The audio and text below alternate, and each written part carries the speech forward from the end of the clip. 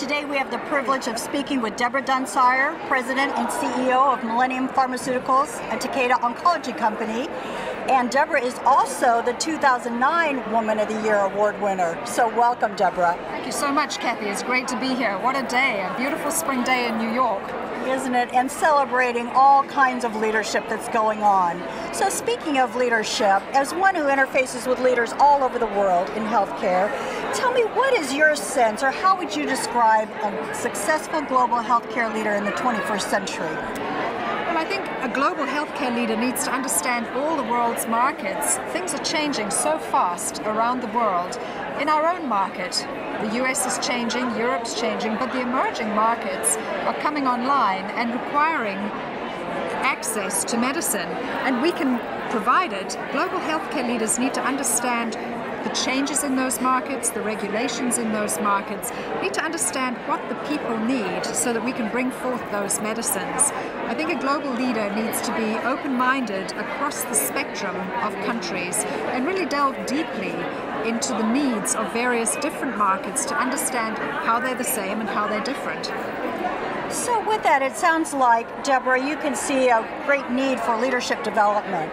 How has the HBA been able to develop some of that leadership potential or build leadership advantage as you've seen it play out within Millennium? The HBA really provides a forum for women to come together and learn from one another how to advance their leadership, where they might need to grow.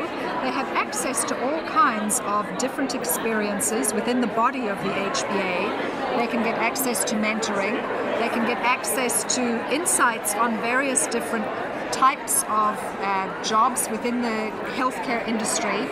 So I think they grow through the interaction with one another and through the programming, from conference to the mentoring programs in the chapters, to the speakers in the chapters, to events like this one where we get to know one another.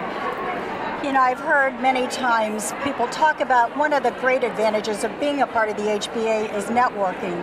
And networking isn't as simple as it might sound, is it? But it is really rubbing shoulders with people who have expertise and knowledge and are willing to share it.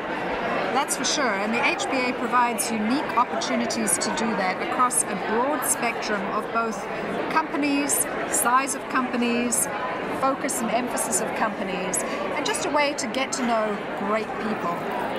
Well, Deborah, you're one of those great people. We appreciate your stopping by today and sharing your thoughts on leadership. Thank you. Thank you, Kathy.